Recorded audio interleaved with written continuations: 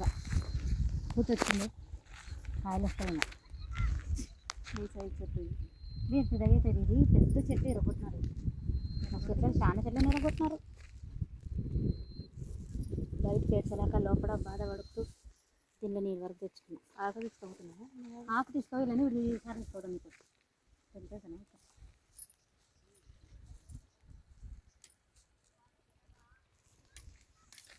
పచ్చని చెట్లు తెంపుతున్నారు వీళ్ళు, చెట్లను చంపడానికి వచ్చినారు.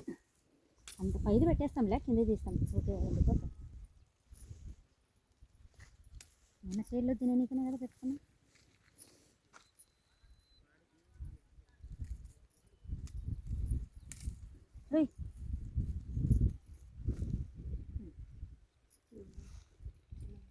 ఇది పూత ఉంది పక్కన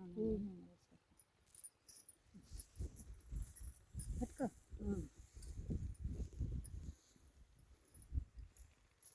ఇలా కాసర ఉందంట కదా, మళ్ళీ ఈ పూత మళ్ళీ చిన్న ఉంది కొమ్మ, దాని కాటలేదు ఇంకా.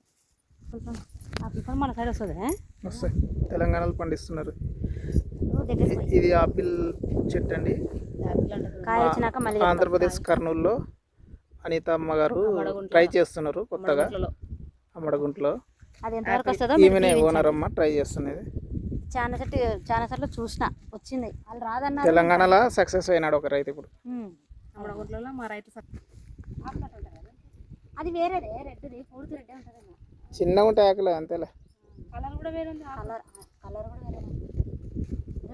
రేరు వెరైటీ మస్తుగానే తేవాలా. ఇవన్నీ నిండిపోతుంది ఒక ఎకర. అన్నీ కావాల్సింది ఇవన్నీ తినేటివి మామూలే కదా, మనం పండించేటి వెరైటీగా ఉండాలి. రామ అన్నీ ఇట్లా కొమ్మలు ఇరిచి అది ఎందుకో అట్లా అయిందని భయంతో ఇంకోటి వచ్చి ఆవకాడ అనేది చూడు మరి వీడికి తింటా ఉండి కడుపు నిండుతుంది రేడా. పిచ్చర్లు కదనా, ఏం పిచ్చోలా మేము పిచ్చి బాగా పండి కాయలు వచ్చినాయి కదా, 2 కింద 3 ఉండేది, 4 5 6 7 8 9 10 ఆడ కింద ఒకటి ఉంది, కింద పూత ఉంది కూడా. ఏజింది అని ఎట్టకున్నట్ట ఏది ఉంది మన ఇంటి దగ్గర మళ్ళీ నిలవాలి. నీకు పూట పెడతా, లేకుంటే అప్పుడు మళ్ళీ వస్తావు. మిరియాల ఆకులక్కన ఉండేది సేమ్ అట్ట ఉంది అంతే.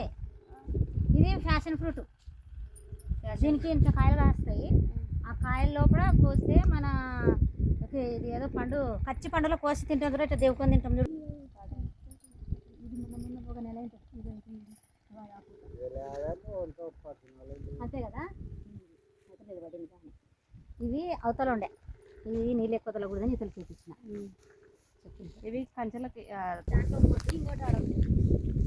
ఈ తోటలంతా తిరుగుతాం, అది కట్ చేసే నటుడు వేరే అక్కడ నుంచి వచ్చింది.